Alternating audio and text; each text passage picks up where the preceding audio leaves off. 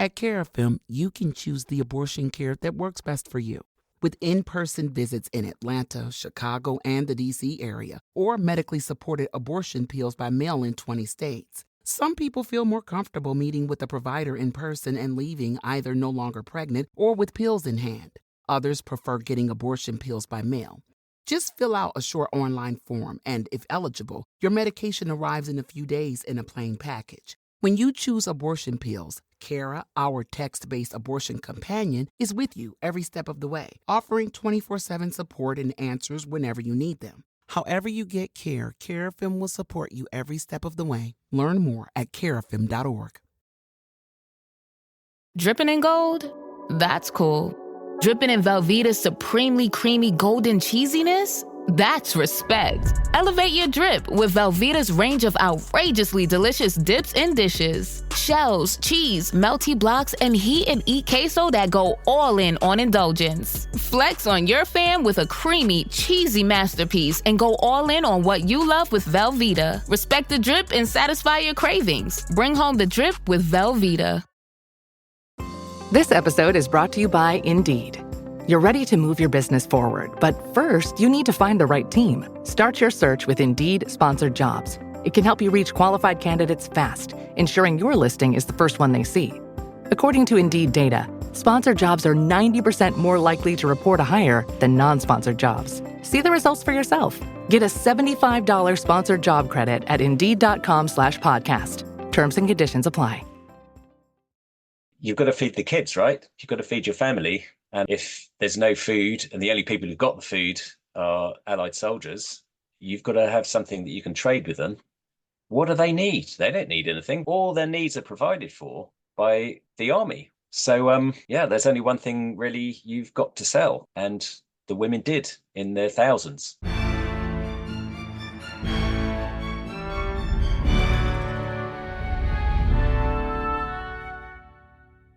Hello. Within months of the Allies' liberation of Naples in October 1943, the city was plunged into the horrors of disease, starvation, prostitution, and racketeering. How did this happen? Who was responsible? What about the mafia? And what was the impact on a city that is despised by the rest of Italy, and itself views the world very differently from other Mediterranean cities? Joining is Keith Lowe, author of Naples 1944, an account of the chaos that resulted from what was supposed to be a release from the misery of occupation. Plenty more great history on the way, so please do follow, subscribe, and if you can, leave a kind, gentle, or even generous review on Apple Podcasts or Spotify, I'd be very grateful. But until then, I'll hand you over to me talking with Keith Lowe on Naples.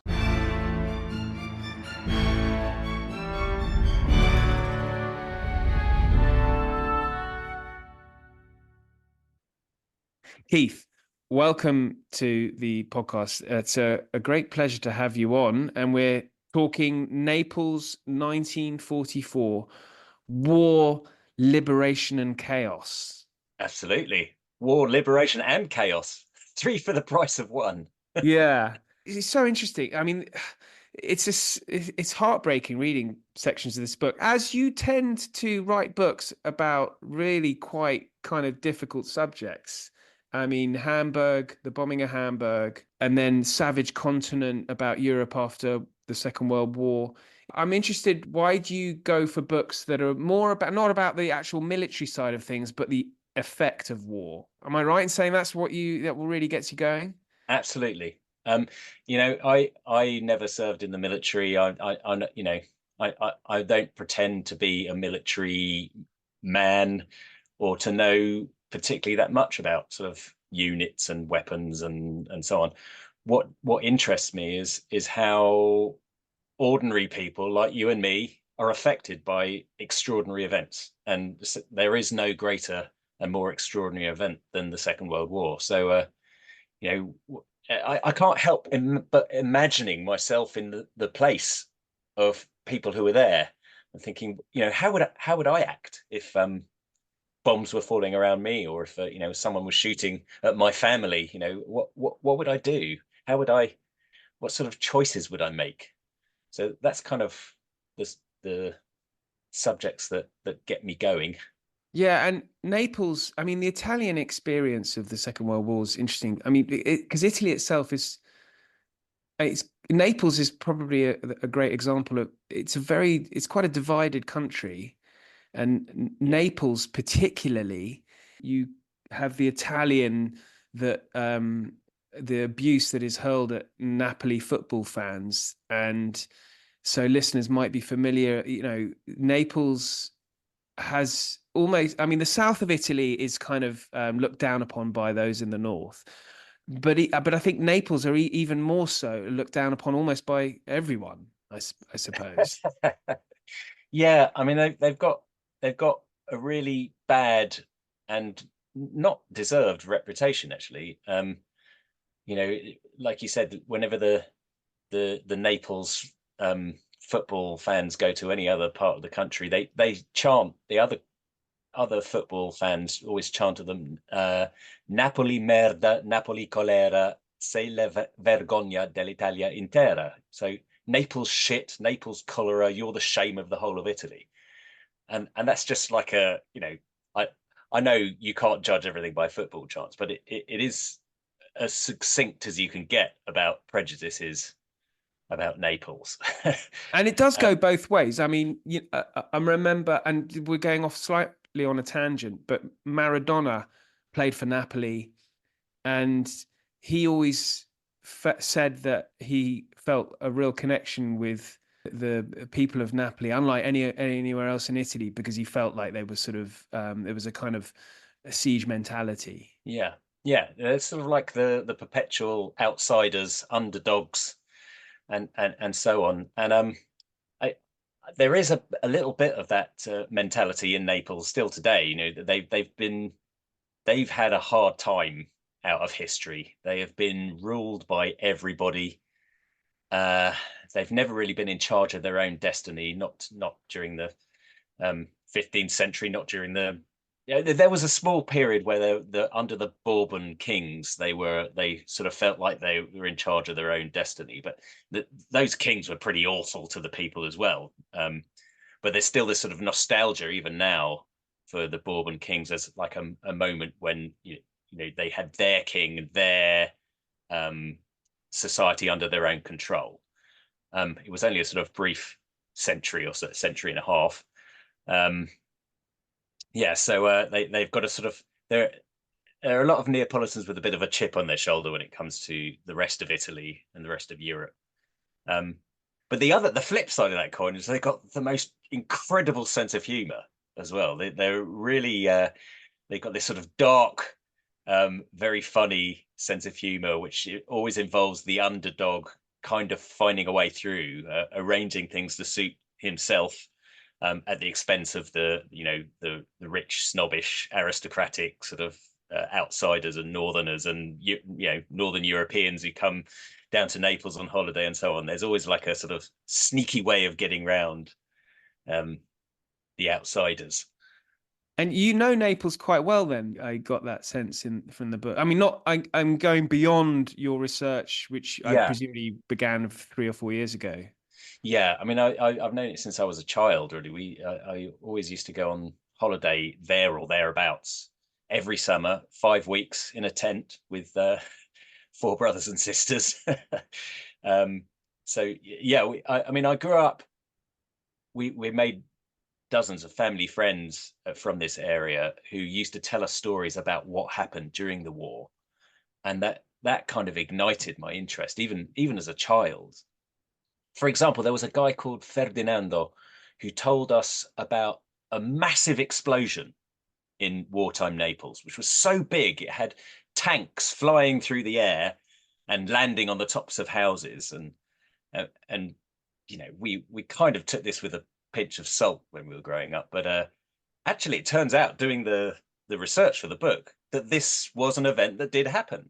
It was an ammunition ship that blew up in the harbour because of fascist incompetence. Someone let a fire start burning on this ship, and none of the port authorities could be contacted because they were too busy celebrating in a party somewhere. And so it was left to burn, and it blew up, and the explosion was so big it did indeed throw tanks through the air, which landed on people's houses. Astonishing. But these are the kind of stories that I grew up with and that I wanted to bring to life in this book. Okay, so Naples, I was interested in this because Italy during the war, obviously it begins the war allied with Nazi Germany under Mussolini. But Naples itself, it wasn't a particularly fascist stronghold, was it, for Mussolini's party? Well, no, yes and no. I mean, it was actually before the war. It was a very communist stronghold actually in the 1920s. Lots of industry around Naples, so there were lots of unions that were very strong. It's not only communists, also socialists, and so quite sort of left-leaning city. But then, of course, as in any city, there's always the opposite. So there were very strong individual fascists who set up a fasci around Naples and did the same things that they did up north. Went out with clubs, going to union meetings and beating everybody up, taking any political rivals and sometimes beating them to death, intimidating the local populations into sticking with the fascists, and so on. And so those people were the reason why Mussolini came to Naples before his march on Rome, and it was in Naples that he announced it in the San Carlo Theatre. He said, we're going to march on Rome, and that's where they began. So there was definitely a very strong fascist element alongside its polar opposite in Naples before the war. But when the Allies arrive, I mean, the Germans have fled because obviously the Italians had flipped sides, having overthrown Mussolini a bit before, hadn't they? It's okay to want an abortion. Did you know 1 in 4 people who can get pregnant will have one? So it's actually more common than most people think. At CareFM, you can choose what type of abortion care works best for you. We have in-person locations with private entrances in Atlanta, Chicago, and the Washington, D.C. areas. And we also offer medically supported abortion pills by mail in 20 states. For some people, it's more comforting to come into a private office where they can sit with one of our medical providers and either leave no longer pregnant or with abortion pills in hand.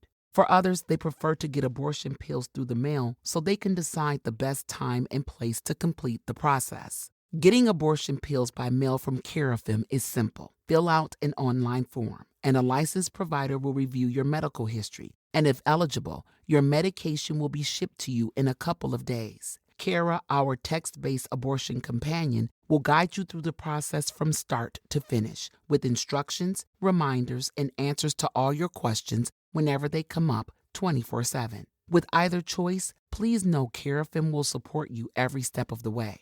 Learn more at carefm.org. Now that's a whole kettle of fish there. I mean, I've done that in a kind of, sweeping statement that a podcaster would do just because it's simple and makes it nice and clear.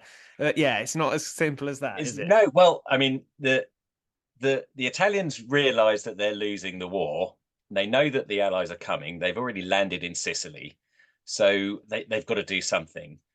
And so they make an armistice with the Americans and the British, but they know also that the Germans aren't going to like this, and they've got several divisions of German soldiers in the south of Naples, in the south of Italy, and so they don't want to antagonize them. So they try to keep this armistice secret.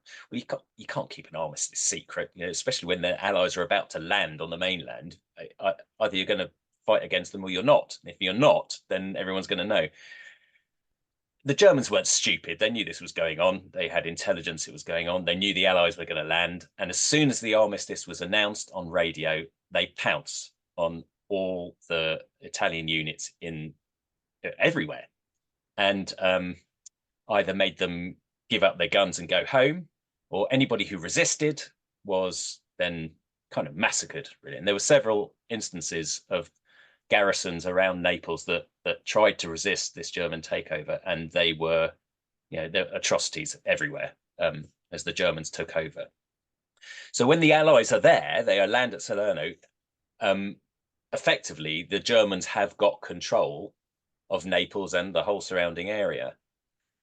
What then arises is the local civilian population rise up against the Germans, and in Naples they're actually successful. So it's not just a matter of the Germans running away in front of the Allies. It's the local population who are kicking them out of Naples. There's this big uprising, the 4 Days of Naples, it's called, where it's the first popular uprising against the Germans in the whole of mainland Europe, apart from, I should say, 1 or 2 ghetto uprisings in Poland.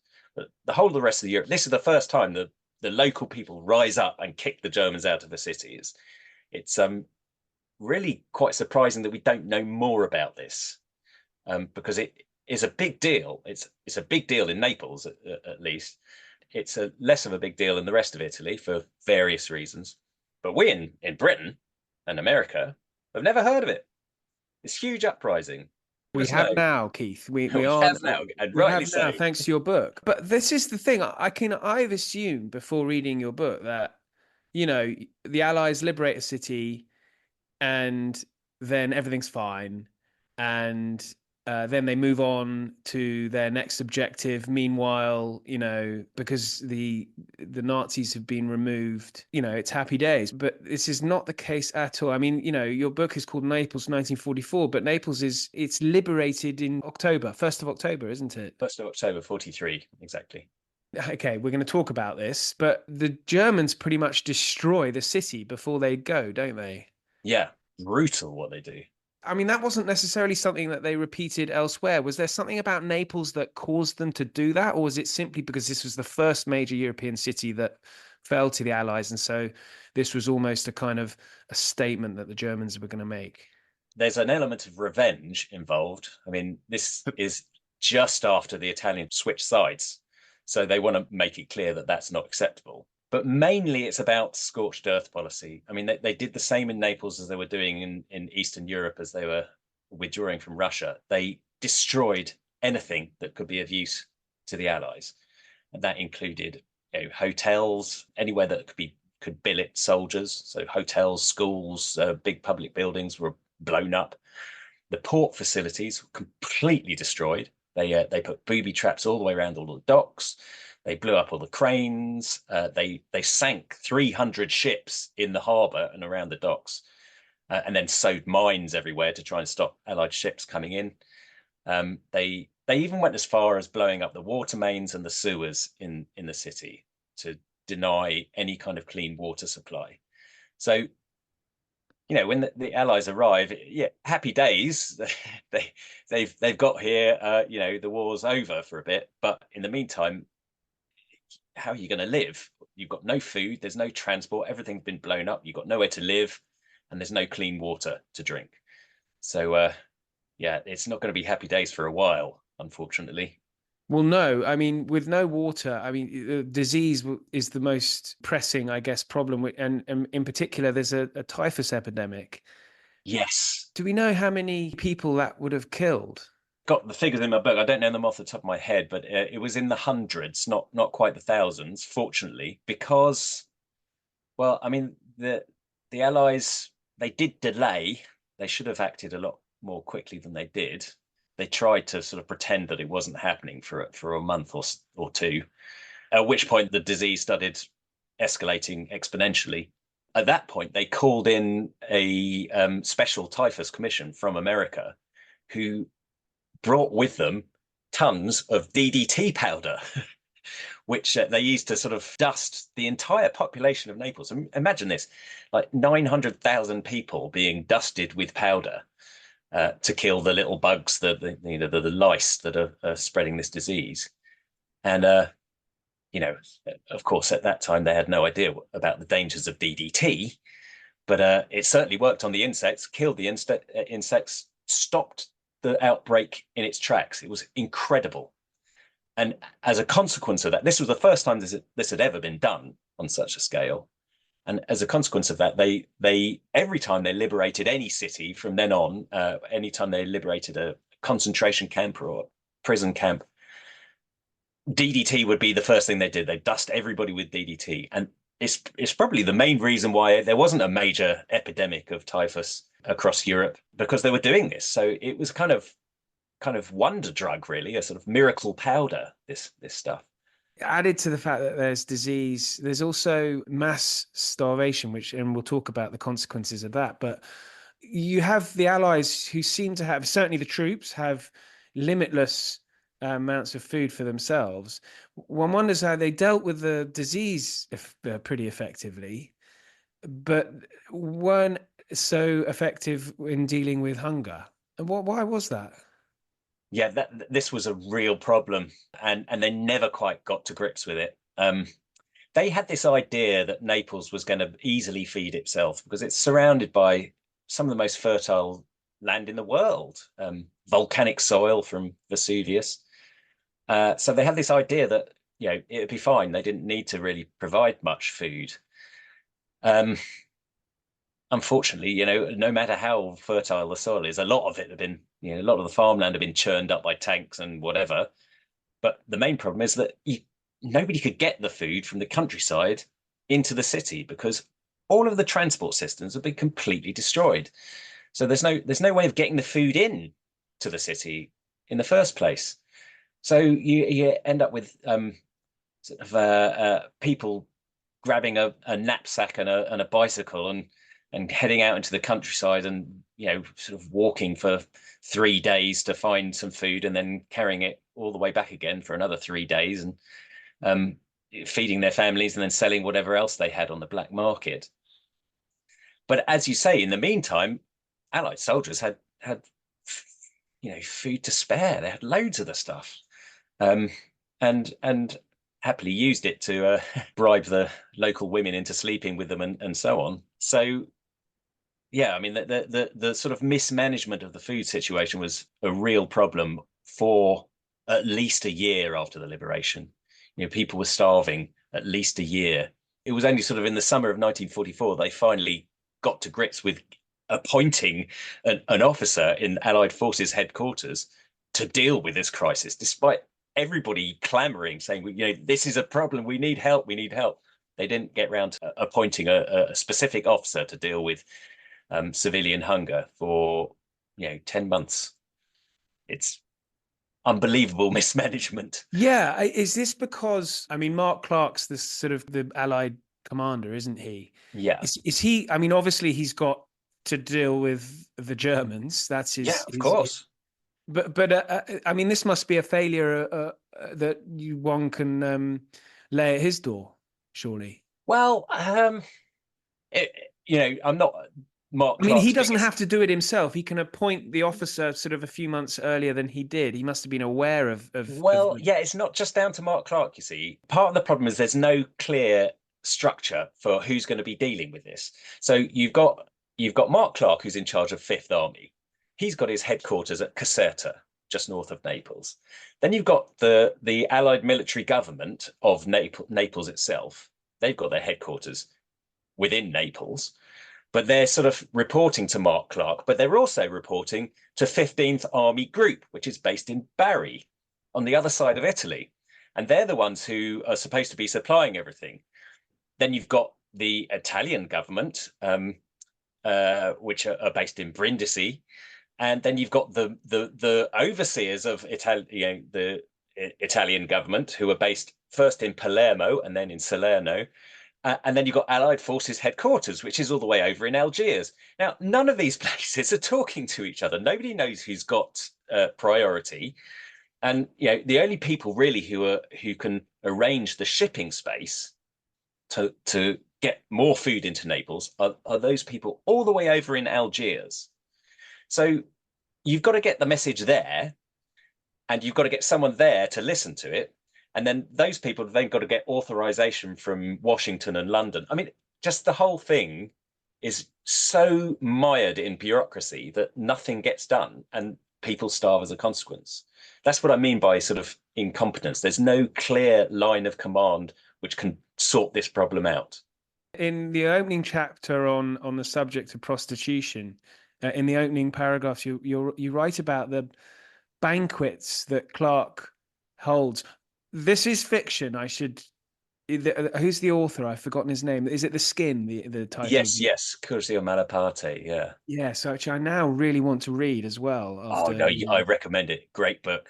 It's very right. sort of gothic book, but a grotesque book, but Yes, well, excellent. I'll put links in if any readers are interested in that as well as Keith's. But the deal is you have to buy Keith's first and then the Skin. But you mentioned this sort of grotesque. It's a grotesque novel. I mean, it's grotesque reading about. So the idea being that because there's no fishing, the Allies have banned fishing. Why is that? Is that because they just want to preserve food, the food for the troops, or why is that? No, they're trying to keep the coastal areas clear of any ships, so that people don't get blown up by mistake, or nobody can sabotage them disguised as a fishing vessel. So Makes yeah, sense. yeah, exactly. But but in the novel, Clark is feeding his sort of VIP visitors with fish from the aquarium, which turns out that's actually, I mean, not. I think you've established in this book that that's not really true, is it? No, it's not.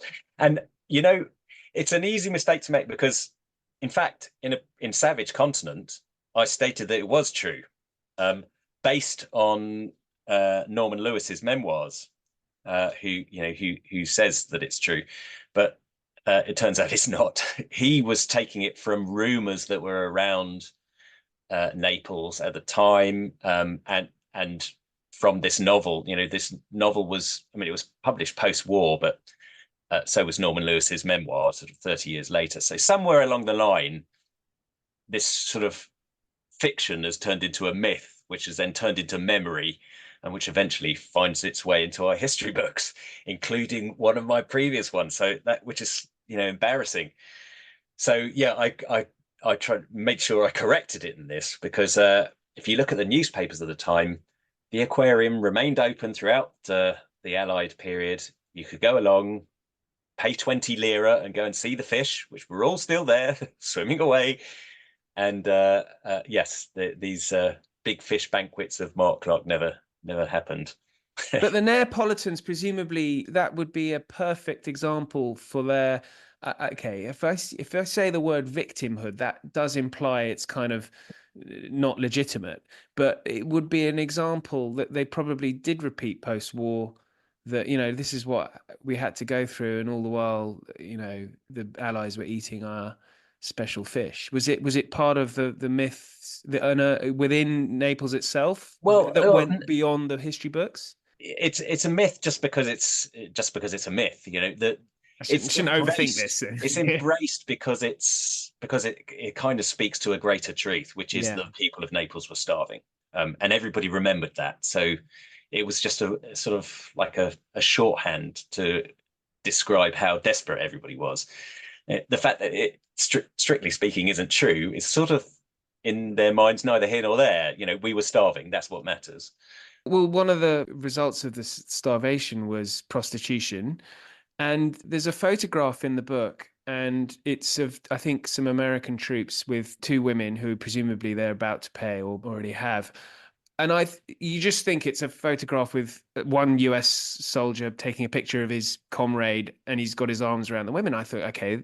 But then when you look closer, it's really horrible. He's got his hands on one breast of each woman. It's really quite disgusting. And that really sort of hit home the experience for a lot of these women in during that time. Yeah, you've got to feed the kids, right? You've got to feed your family. And if there's no food and the only people who've got the food are Allied soldiers, you've got to have something that you can trade with them. What do they need? They don't need anything. All their needs are provided for by the army or the navy or the air force. So yeah, there's only one thing really you've got to sell, and the women did in their thousands. Some of the statistics, I mean, it's probably about, I mean, the official number they came up with is about 40,000 women prostituting themselves on a part-time basis to the Allies at any one time. And was that the civil authority that came up with that figure, or Yeah, is it? that was British intelligence actually who came up with that figure with using police reports and so on. You know, there were already sort of official brothels, licensed brothels long before the Allies got there, but these were sort of unofficial prostitution, which was just cropping up everywhere. Unofficial brothels. 12,000 women were arrested for prostituting without a license just in 1944. So that, you know, that's just the tip of the iceberg. There's plenty more who don't get rounded up and taken away. So, I mean, it just shows the scale of the problem. That's 10% of the female population, and if you factor out, you know, old ladies and children, you're probably talking about 1 in 7 women Arrested? No, not arrested. No, having to prostitute. Participating. Yeah. And I kind of hesitate to remove old women and children from that because they also were caught up in this. And there's some quite disgusting stories that I came across of Allied soldiers openly admitting that they'd slept with children, sort of bragging about it in some ways after the war. Some of it's really quite stomach churning. Yeah, certainly. I mean, there's another photograph that I think of there's a little boy, must be 7 or 8, urinating against a wall with a cigarette. It's a fantastic photo. You must, well done for finding that. But that again, were they called Skunietsi? Skunietsi, yeah. Skunietsi. Yeah, exactly. It's just sort of little imps. Yes, urchins. Yeah, there was a US naval photographer who was sent out into the city, and he took a whole series of pictures of the children of Naples, and that's one of those pictures. All of them are. I mean, he's a particularly interesting one because he's like a sort of, I don't know, it's like a kid from Bugsy Malone or something. He's there with a cigarette hanging out of his mouth, and he's peeing against the wall. And you can just imagine the mischief he gets up to.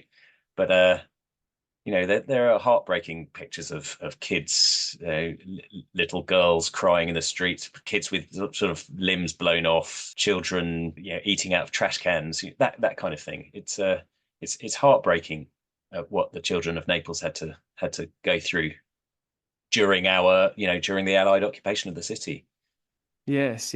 And then in addition to that, there's the black market. So inevitably, Naples is famous nowadays in one way for its mafia connections. I remember staying with a family from just south of Naples, and they just described the mafia as or the Gomorrah, as they called it, as their shame. Presumably with the black market during 1944, they are right there involved. Well, yes, they are. But actually, most of the black market is being run by Allied soldiers. This is the thing. It's the Allied soldiers teaming up with local people who can then sell on the stuff that they're nicking from Allied stores. And it's only after the war that those people, because the mafia had been pretty much defeated at the beginning of the century in Italy, certainly in mainland Italy, even in lots of Sicily as well. And it's only the arrival of the Allies, who have quite the same brutal methods that some of the Italian authorities used, and also come with all this stuff to sell, that they set up these new networks all over again. So people selling off Allied goods then gradually in 1945 start turning into the new Camorra and mafia, and new networks start up again, and this whole sort of crime scene begins again. My main problem, I think, with the fact that so many people are starving is that there is this vast amount of stuff coming through the port, and so much of it is going missing and going onto the black market. I mean, there was at one point in 1944 when 30% of all the stuff coming through Naples port went missing. It never made it to the warehouse it was destined to. 30%. And this is at a time when Naples is the biggest supply port in the world. So you can imagine the sheer volume of stuff that's going missing. Now, if the And Allies millions and millions of tons. millions of tons, exactly. So, I mean, and all the Allied reports are saying, well, thank God in a way, because at least through the black market, the people of Naples are getting some food to eat. But, if they'd have just taken that stuff in the first place and sold it on the legitimate market for sensible prices, Or even given it away, yeah. or even given it away because it's going missing anyway, right? Then the people of Naples wouldn't be starving, and you wouldn't end up with all these gigantic criminal networks being born out of the war. So, it's easy to say these things, of course, now, but the sheer mismanagement at the time is staggering. It's breathtaking. But it doesn't sound like there's any kind of acknowledgement of it either. I mean, as you say, we're only really learning about this stuff, now. If the Allies had attacked a bridgehead or something and it had all gone wrong, then there's a sort of investigation to work out why that went wrong so that they won't go wrong again. But nothing like that happened after Naples then. No, I mean they did have an investigation into the port and try to work out where everything was going, and they found that they didn't even have the most simple checklists. You unload something from a ship, you have a checklist to make sure it's all there, and then as you load it onto the truck, you have a checklist, and then when you load it off the truck, you follow the same checklist. They didn't even have that very simple system. And so investigators who went there just threw their hands up in horror and said, this is crazy. We've got to redesign everything. You just can't run a port like this. So there was a sort of internal investigation, but obviously this isn't going to be made public during the war. So it's sort of hushed up, and it never really comes out until memoirs like Norman Lewis's sort of highlight it a little bit, and I'm highlighting it here. But this is the sort of information that doesn't normally make it into your average history of the war, because most people are interested in the battles that are going on, not in the disastrous logistics which are supposed to be supplying those battles. Yes, it's so strange because you're right. When we're reading, I mean, we've just done a series on Operation Market Garden that, whilst it wasn't a massive success, everything seemed hyper organized. They knew what they were doing. Everyone had what they needed to do it. But here, it's like chaos.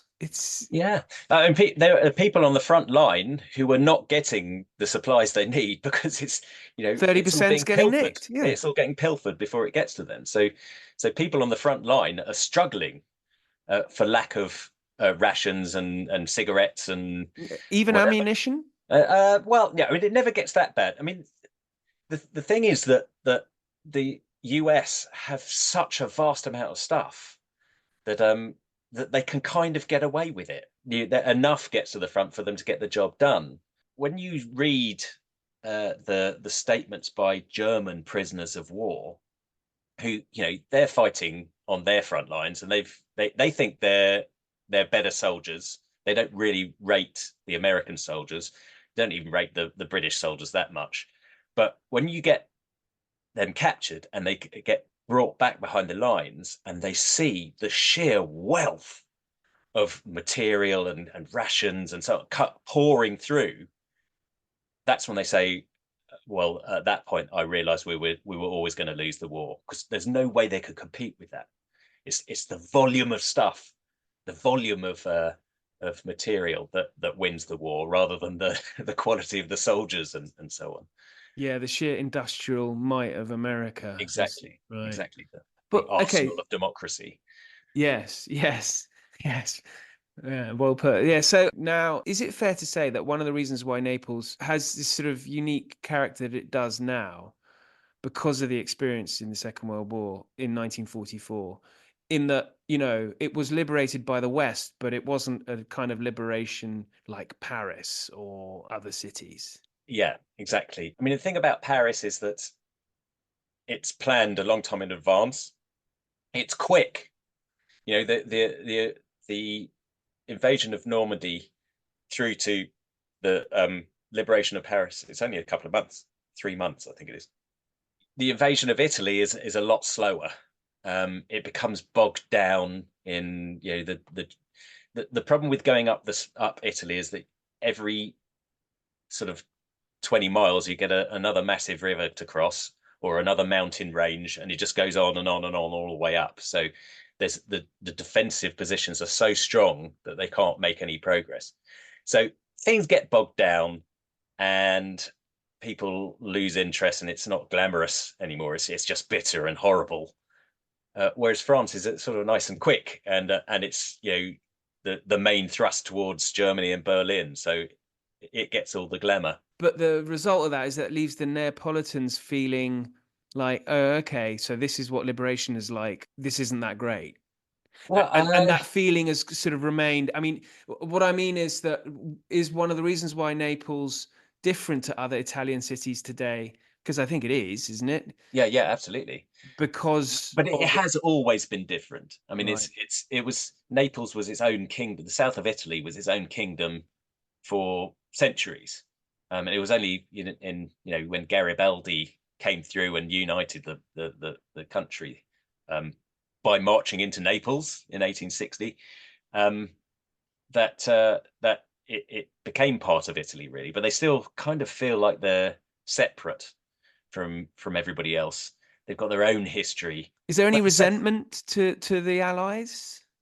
Well, yeah. I mean, that's the thing. The Second World War compounded that feeling of being separate, because once again you have this southern Italian kingdom which is separate from all of the north, which is still under the control of the Germans.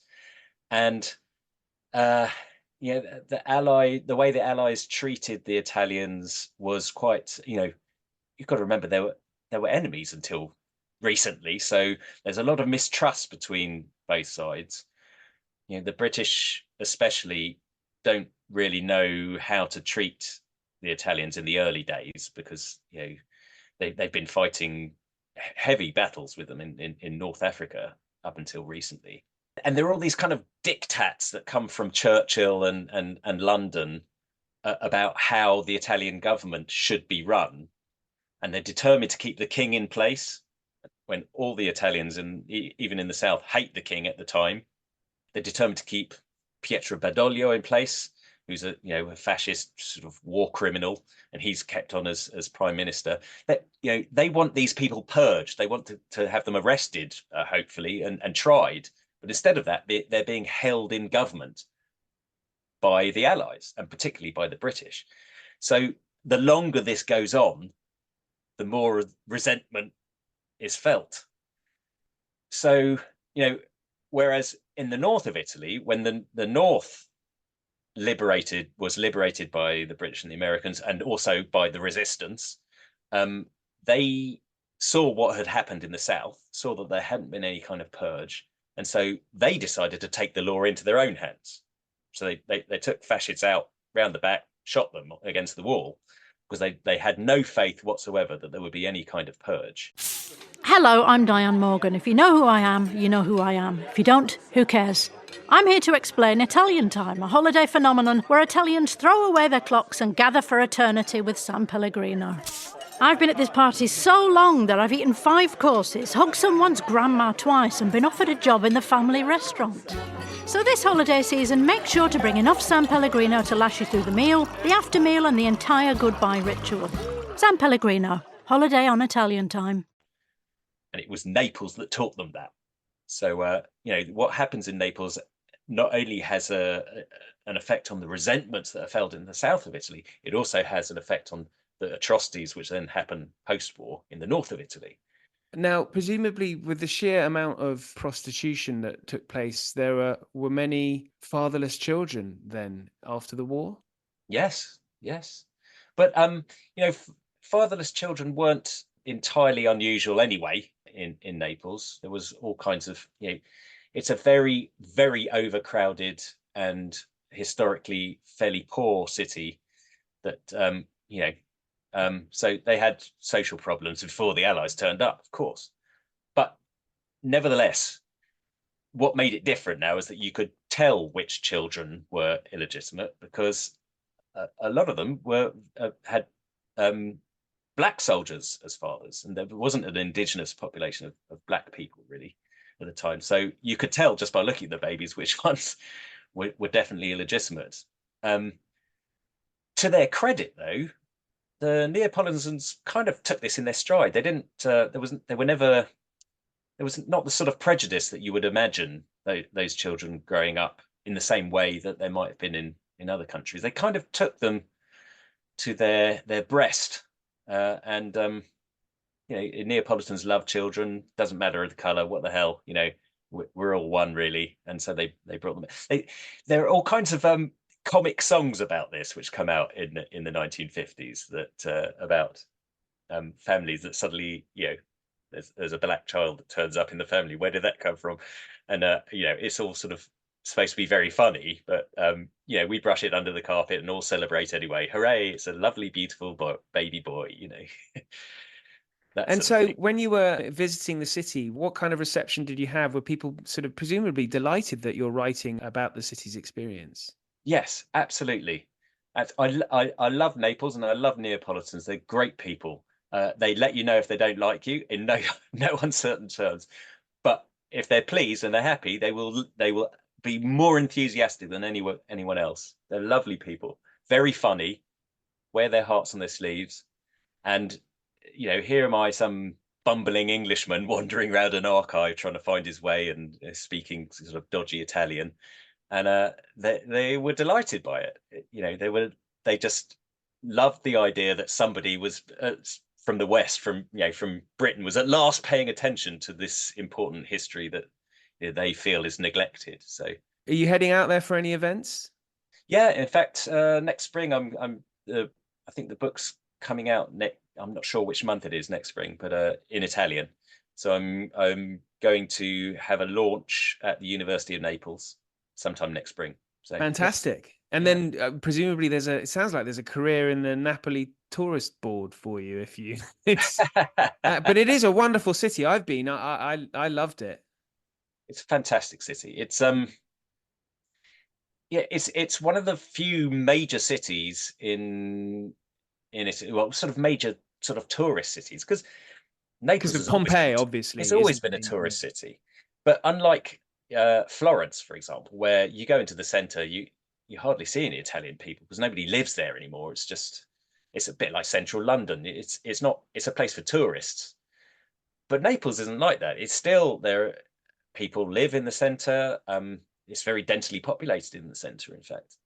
And so it's not only got this amazing sort of Baroque tourist vibe about it.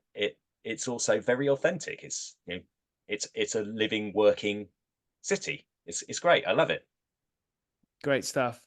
Well, Keith, this has been fantastic, and we haven't mentioned the fact that the volcano erupted as if they hadn't had everything thrown at them. The volcano went up. It's just an incredible story. Yeah, a food crisis, a typhus epidemic, war, hunger, inflation, prostitution, and then Vesuvius erupts. I mean, the poor people in Naples couldn't catch a break. Yeah.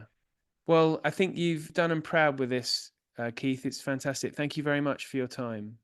Thank you. Thanks for listening. Plenty more history on the way, so please do subscribe. And if you can, share with the like-minded. I'll be in your debt. But in the meantime, thank you and good night.